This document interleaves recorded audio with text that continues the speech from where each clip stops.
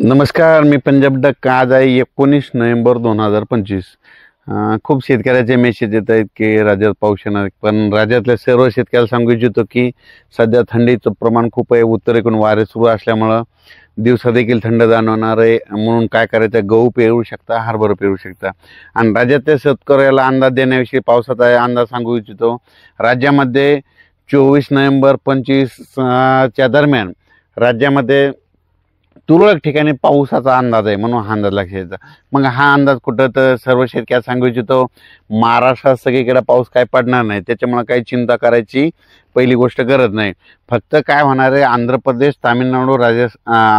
तामिळनाडू, कर्नाटक, तेलंगणा आणि केरळ या राज्यामध्ये पाऊस पडत असल्यामुळं त्याच्या सीमालगत कोणते जिल्हे आहेत, मग एक सांगली जिल्हा, कोल्हापूर जिल्हा, सातारा जिल्हा, सोलापूर जिल्हा, पंढरपूर जिल्हा, पुणे, त्याच्यानंतर इकडं धाराशिव ह्या पट्ट्यामध्ये काय होणार आहे, मग 24-25 तारखेला तुरळक ठिकाणी थेंब येणार आहे. कुठंतरी थोडाफार पाऊस पडणार आहे, सडा टाकल्यासारखा. असा खूप काय मोठा पडणार नाही, त्याच्यामुळे काही चिंता करायची गरज नाही. कोल्हापूर, सांगलीकडे, साताऱ्याकडे तिकडे पाऊस पडणार आहे, तिकडे पेंडोलचा पाऊस पडणार आहे, म्हणून हा अंदाज लक्षात घ्यायचा. आणि द्राक्ष शेतकऱ्याने तुम्ही तुमचं जर फुलामध्ये तुमचे द्राक्ष आले असतात तर तुम्ही काळजी घ्या, कारण की 24-25च्या दरम्यान तुमच्या इकडं रिमझिम स्वरूपाचा थेंब असा पाऊस येणार आहे, म्हणून हा अंदाज लक्षात घ्यायचा. मग त्याच्यानंतर 25 नंतर राज्यातला परत पावसाचा जोर कमी होईल. त्याच्यानंतर राज्यामध्ये परत पाऊस येणार आहे का, तर राज्यातल्या सर्व शेतकऱ्याला सांगू इच्छितो की मी एक प्रत्येक वेळेस अंदाज जर म्हणत असतो ना, तुम्ही एक वहीमध्ये काय करा, वर्षानुवर्षाचा डिसेंबर महिन्यातला कायमचाच अंदाज लक्षात घ्या. दरवर्षी आपल्या महाराष्ट्रामध्ये 2 डिसेंबर ते 7 डिसेंबर दरम्यान, म्हणजे किती, 2, 3, 4, 5, 7 डिसेंबरच्या दरम्यान महाराष्ट्रामध्ये जितके विभाग आहेत तितक्या विभागापैकी अर्ध्या विभागात मात्र दरवर्षी विजेच्या कडकडाटाचा पाऊस येतो, हे कायमचं लक्षात घ्या. म्हणजे पुढच्या वर्षी 2026ला देखील तुम्ही ही गोष्ट लक्षात घ्या, 2 डिसेंबर ते 7 डिसेंबरमध्ये एक अवकाळी येणं हे लक्षात घ्या.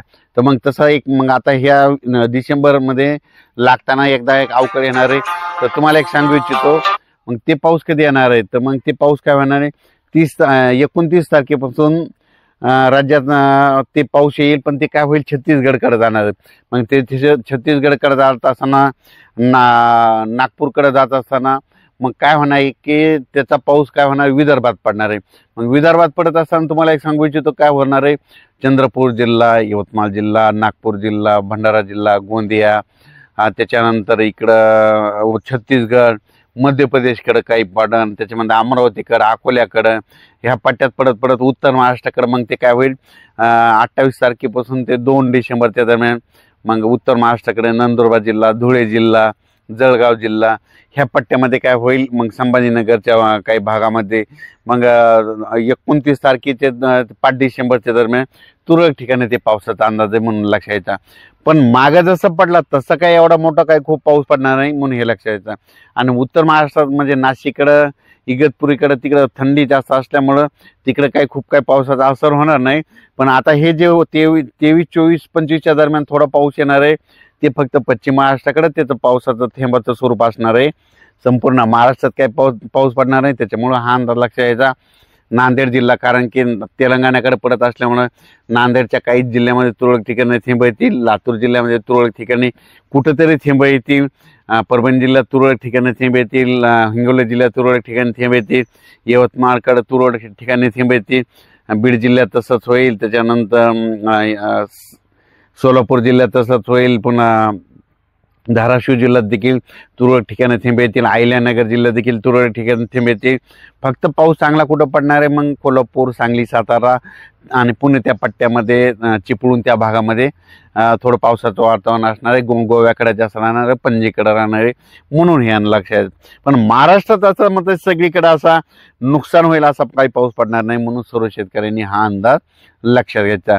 त्याच्यानंतर काय होणार, राज्यात परत हे 5 डिसेंबरपर्यंत राज्यात वातावरण खराब राहील आणि परत पुन्हा एकदा तीव्र थंडीची लाट येणार आहे. याचा देखील अंदाज आपण परत पुढच्या अंदाजामध्ये दिला जाईल. खूप काय असा मोठा नुकसानीचा पाऊस येणार नाही, म्हणून सर्व शेतकऱ्यांनी हा अंदाज सर्वप्रथम लक्षात द्यायचा. म्हणजे लय नुकसान होईना असं काही होणार नाही, त्याच्यामुळं हा अंदाज लक्षात द्यायचा. फक्त 23, 24 आणि 25च्या दरम्यान पश्चिम महाराष्ट्राकडे तुरळक ठिकाणी कुठेतरी थेंब येतील, रिमझिम पाऊस येईल म्हणून हा अंदाज लक्षात यायचा. धन्यवाद.